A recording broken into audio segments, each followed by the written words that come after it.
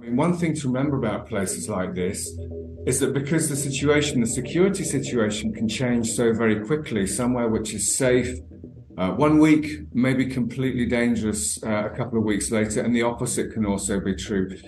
Going to war zones is always dangerous, and so there's no real way of making it safe, but there are ways of perhaps of minimizing risk.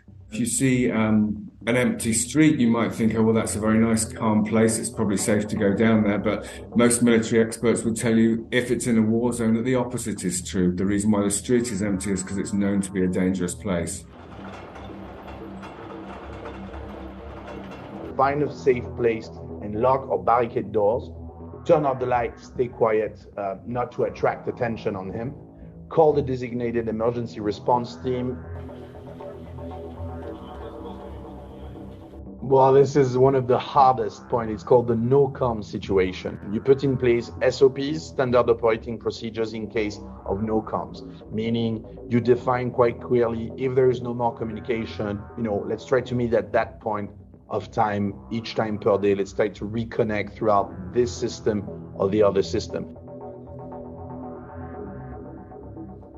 I know quite a lot of people who worked in war zones, and some of whom, have definitely suffered from post-traumatic stress disorder, sometimes in the immediate aftermath of a trip like that, sometimes even during a trip like that.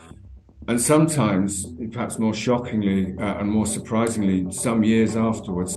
The key thing here is to make sure that your collaborators know there is a program, know that it's okay not to be okay. Travelers may be stressed or traumatized by the experience, and it is important to provide maybe mental health support and resources.